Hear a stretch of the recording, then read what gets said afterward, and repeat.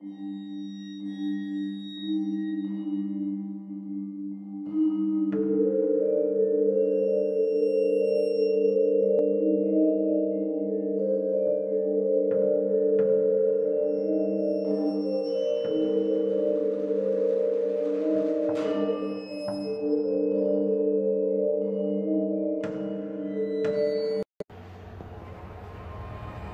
back to another exciting episode of Haunted Indiana, Ghosts and Strange Phenomena of the Hoosier State, written by James A. Willis. How's everybody's October doing? I hope it's going well. It's spooky season, folks. Now let's hop into our spooky third tale, called One Last Phone Call. In today's fast-paced society, it's hard to find anyone who goes somewhere without their cell phone. Of course, it wasn't always like that. Perhaps that's what makes the tale of Martin Sheets so intriguing. For he was a man who went to extremes in order to ensure that he'd always be able to reach out and touch someone, even if that meant he'd be making that phone call from beyond the grave.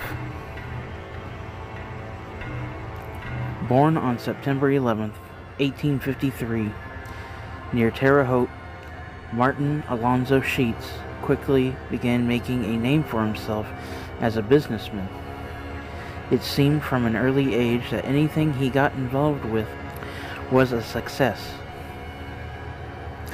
In the early 1900s, Sheets left Indiana to dabble in the Texas oil industry, returning years later to the Hoosier State as a very wealthy man.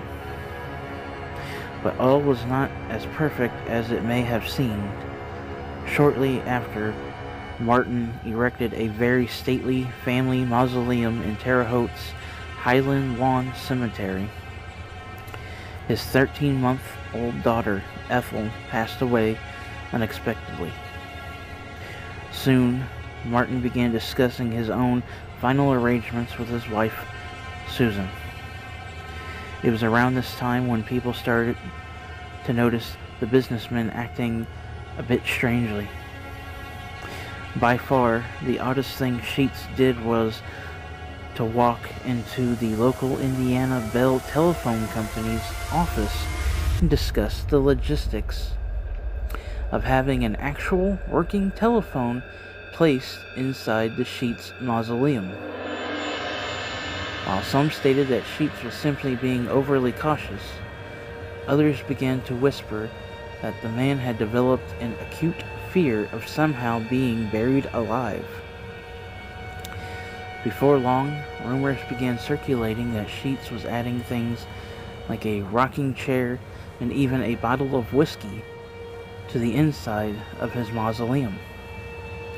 Some said Sheets was even working with the local funeral home to ensure that his casket had special latches fitted on the inside. Apparently, the plan was that if Sheets somehow managed to get buried alive, he'd be able to free himself from the casket, call for help, and then pour himself a strong one, as he sat in the rocking chair waiting for help to arrive. Whether or not all that was true, a telephone pole was eventually erected outside the Sheets mausoleum, and phone wires were run down through the wall, and in the phone was installed. So if Sheets wanted to make his phone call, he was all set. Obviously, when Sheets passed away in 1926 and was interred, telephone operators began nervously looking at one particular light on their switchboard, the one indicating that a call was coming from inside the mausoleum. Minutes and then hours passed without the light ever coming on. Before long, the operators all breathed a collective sigh of relief and went on about their business. Days and weeks rolled into months and then years, with nary a flicker coming from the sheet's light on the switchboard. Most people began to believe the phone inside the mausoleum was never going to be used. Several years after Sheets died, his wife Susan passed away. She was found on the kitchen floor of her family home, the victim of what appeared to be a massive stroke. In her hand, she was still clutching the receiver from the kitchen phone, indicating she died while trying to make a final call for help. Or was she? Several days later, when the door to the Sheets mausoleum was once again swung open so that Susan could be laid to rest beside her husband, everything seemed to be in order, save for one small thing. The mausoleum phone was off the hook. So did Martin Sheets decide to make one last phone call to his wife many years after he died? There are only two people in the world who can answer that question with any certainty, and they are lying peacefully beside each other in Highland Lawn Cemetery. As for the phone line, several years ago the telephone company decided to finally disconnect the line and remove the telephone pole, just in case Mr. and Mrs. Sheets got any bright ideas and decided to make a bunch of long-distance calls. Indiana Bell, my God. When's the last time you heard of Bell? I know it's been at least 30 some odd years for me. But, well, all I can say is beware of those night calls.